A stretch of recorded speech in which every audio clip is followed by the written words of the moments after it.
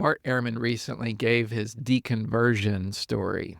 I've been aware of Bart Ehrman for a very long time, and so I knew that he had been a committed Christian early part of his life, and that he went to Moody Bible Institute and to Wheaton College. And I knew that at Princeton, where he did his grad work, that was where he really began to sort of move away from Christianity. But I guess I never heard the specific reason why he eventually deconverted, and I found this surprising. So if you don't know who Bart Ehrman is, he is a very famous New Testament scholar. And if you're counting up, number of books sold and so on, then he's perhaps the most famous New Testament scholar. He's the author of numerous best-selling books. He's been on The Daily Show with Jon Stewart. He was on the Colbert Report a couple of times and many other shows. He's an active podcaster. He does a lot of debates and pretty well known for being quite the sort of cantankerous debater. Thank you, Bill, for that impressive reputation. But I do have to tell you, if you think I'm going to change my mind because you have a mathematical proof for the existence of God, I'm sorry, it ain't going to happen. And he's a legit New Testament scholar. He's well published. He's taught at UNC Chapel Hill for many years. He currently holds a distinguished professor title, and those aren't easy to come by. They don't just hand those out to just anybody, especially at research universities. Now, the video comes from his own channel, the Misquoting Jesus podcast. He is being interviewed, but it's by the host of the show. So presumably they've sort of planned this out, and he would exercise some control over the, sort of final product. So in other words, there's no gotcha questions here, not a lot of pushback, that sort of thing. The whole video is 49 minutes long, but we're just going to zoom in on the particular parts where he talks about what eventually led him to ultimately deconvert. What I found surprising in Bart Ehrman's deconversion story is that while coming to think that there are errors and contradictions in Scripture, the things that Bart Ehrman's really well known for, those weren't the things that ultimately led him away from Christianity. What really caused him to fully walk away was a philosophical issue. Now, I want to be careful to say that in all of this, I'm not questioning his sincerity or his character. He mentions numerous times in the video how difficult it was for him as he's losing his faith and that sort of thing, and I take him at his word in all that. My aim is to evaluate and think about the ideas and the arguments he gives for why he walks away. What ended up getting me wasn't the contradictions. It wasn't the biblical problems, the historical mistakes, anything like that, or even the doctrine of the atonement. What got me was whether I really believed that there was a God who is active in this world, who intervenes in this world to help those in need. Is there a God like that in the world? And what ended up getting me to think not was the age-old problem of suffering. That there's so much suffering in the world that I came to a point where I thought it was impossible to explain it if there really is an active God in the world. He doesn't give a lot of specifics here. We don't get the exact sort of formulation of the argument that really caused him to struggle in his faith. But he does say at one point that he read widely. And I knew the biblical answers. I knew what the philosophers were saying. I read around. I read what theologians say and what popular preachers say. I read. Now, I never love this kind of thing where someone says, "Oh yeah, I've read the philosophers." Well, I'd love to know, like, who are you reading? Who are your influences in this? This is one of those things that's just too easy to say and not all that helpful. And the 80s and 90s were just alive with literature being published on the problem of evil. You've got Alvin Plantinga, you've got William Alston, Richard Swinburne, Peter Van Inwagen, Eleanor Stump. I mean, they're just these heavy hitters that are all working, I think, making these groundbreaking arguments in addressing the problem of evil. And you get this really rich literature coming from the other side. So you have J.L. Mackey's kind of earlier than the 80s. I think he died in the early 80s, but he's just a huge figure. Many people are responding. Even still today, you see people responding to the arguments that J.L. Mackie made. You've got guys like William Rowe and Anthony Flew and eventually Paul Draper. Again, these real heavy hitters who are raising the problem of evil. Was Bart Ehrman engaged on that level? Was he reading these philosophers? If I'm honest, I'm not seeing a lot that suggests that he was. Now, I acknowledge this is not his area of expertise, and this was many years ago, so maybe he was reading them and it's just not as fresh on his mind as he shot this recent video. But this is the reason why he walked away from Christianity. As an example of this, this is a clip where he's talking about free will. And of course, everybody says, well, look, we have free will. And free will, if I've got free will, I can punch you in the face as well as give you $20. And so, I can choose which to do. And so I think that, that's kind of obviously true. I mean, I'm not on philosophical grounds. I don't know. I think free will is actually a problematic category, but certainly I can decide to do things and do them that can hurt people. So that can account for a lot of things up to the Holocaust. I mean, although when you get to the Holocaust, you're dealing at the level of evil that seems so immense that it's really kind of hard just as well. It's free will. Yeah, it seems it's a lot more going on there. And, the free will argument, I'll tell you this about the free will argument. People, for some reason, people think, oh, that solves everything. But when you press them about it, they say, well, look, if you didn't have free will, you couldn't love God willingly. And so if God made you without free will, it's the robot answer.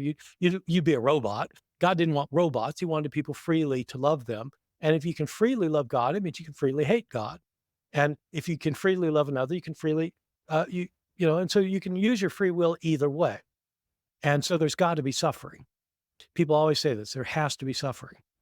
And my response sometimes is, okay, so there has to be suffering. And it's because we have free will.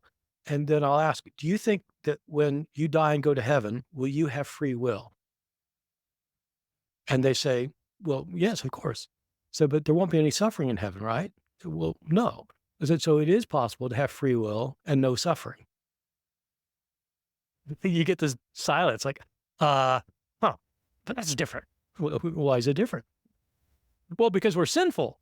Oh, we're sinful. Okay. So the problem isn't free will, the problem is sin. So, I mean, so the free will, the robot thing doesn't work too well for me anymore. Now he gets something approximating the free will defense here as defended by, of course, Alvin Plantinga and others. But what he has to say doesn't seem to really reflect the nuances and the very thoughtful discussion on this topic. To think that what he has to say about whether there is free will in heaven, as if that refutes the free will defense, just seemed honestly a bit silly to me.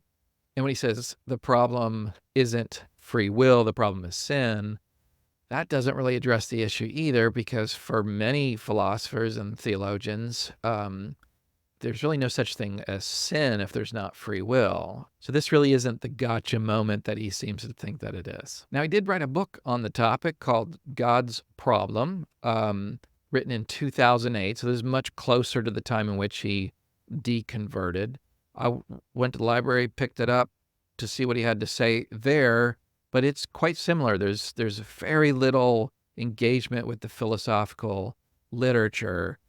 He spends about two to 3 pages talking about free will. It's very similar to what he says in the video that we just saw. I looked through the citations and the footnotes and so on, and all I could find is one footnote that engaged some philosophical literature. It's none of the heavy hitters that I mentioned a minute ago, and it's some books that I'm completely unfamiliar with. They may be great books. I'm just unfamiliar with them. Now, as we saw, his conclusion to the struggle with the problem of suffering is that it's, quote, impossible to explain suffering if God exists. He reiterates this point actually a couple of times in the video when he recounts a time that he taught a course at Rutgers that had to do with suffering. So the course is called The Problem of Suffering in the Biblical Traditions. I had trouble getting them convinced there was a problem with suffering. And so, like, this is a problem. If you're religious, how do you explain this? How do you explain evil and suffering? And I had to resort to things like This was during the time, I'm not sure if it was 85, it was right in there, is when one of these Ethiopian famines were happening that ended up killing 2 million people, starved to death.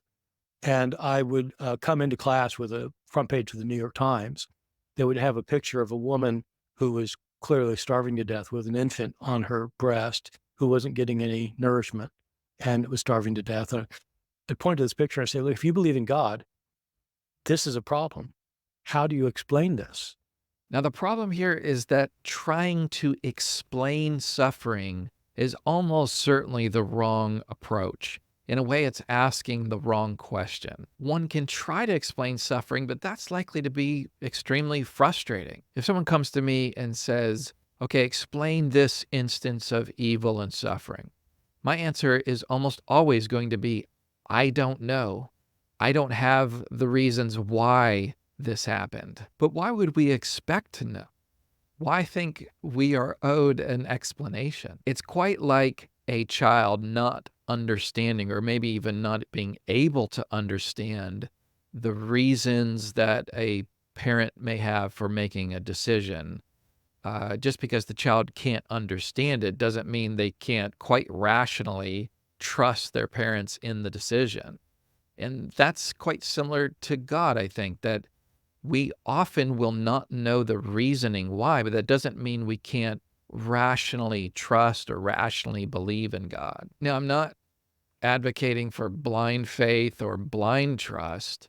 What I'm saying is that we will often not know the reasons, but we can, for good reasons, trust and believe in God. What I think we do in that circumstance is that we trust that God has reasons for allowing the evil, pain, or suffering that's going on, even if we don't know what those reasons are. We're kind of on a need-to-know basis, and we very often don't need to know. Just like my kids, they are very often on a need-to-know basis, and they don't need to know, but they do need to trust me, and they ought to trust me because, look, I provide for them, I give them what they need, and so on. They should trust me even if they don't know or don't understand the reasons. So this is the reasonable belief that an all-good God exists, and that this all-good God has good and justifying reasons for allowing the pain and suffering that a person is experiencing. So why think an all-good God exists?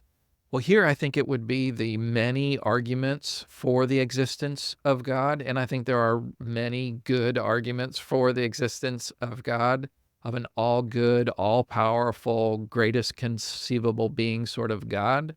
But I also think it's more experiential than that, right? So if a person has gone through life and just repeatedly and throughout in many different instances experienced the goodness of God, what we might call relational evidence, then I think there one has good reason to believe that there's an all-good God. What a critic like Bart would have to show is that there's evil in the world for which God, if he exists, couldn't have good and justifying reasons. This is sometimes called gratuitous evil or pointless evil.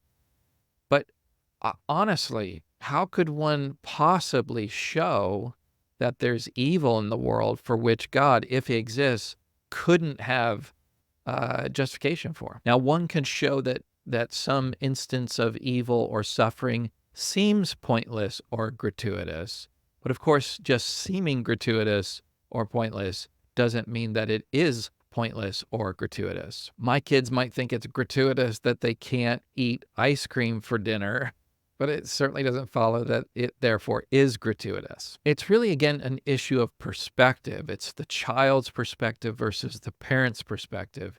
And here it's our human perspective versus God's perspective. And the biggest way that that analogy that we've talked about falls apart is to think of the amazing disparity between God and us. God, with his infinite wisdom, could have reasons that we just never will discover, and that we couldn't even get our heads around if we did discover them. So how does one argue that God doesn't have those kinds of reasons for the really difficult instances of pain and suffering and evil that we experience in the world. So when someone says to me, explain evil, I'm going to say, I don't know, but I do think we can know that God is there. I do think we can know that God is good, and I do think we can know that God is in control, that God does in fact have reasons, even if we don't know what those reasons are. I think this makes an important pastoral point. We may not know why we're going through what we are. We may not be able to explain it, but we can know that God is there. In fact, the way to make it through the suffering is to know that God is there. There's a part of us that longs for the why questions, to have those answers, to have the explanation for suffering. When someone like Bart walks away because they don't have an explanation, I think that's unfortunate. I just don't think we get that in most cases. That doesn't mean that God doesn't exist. I think what one should do is consider the arguments for God's existence. And if one's convinced that an all-good God exists, then I think we can trust. And in some cases, we need to cling to the reality of God. Thanks so much for watching the video. Hey, I wanted to let you know that I've written a book related to some of these topics. It's called Wandering Toward God, Finding Faith Amid Doubts and Big Questions. And it really explores the value of doubt and the value of asking big questions, and teaches how to lean in and find the truth. If you do pick one up, let me know in the comments. I would love to hear from you.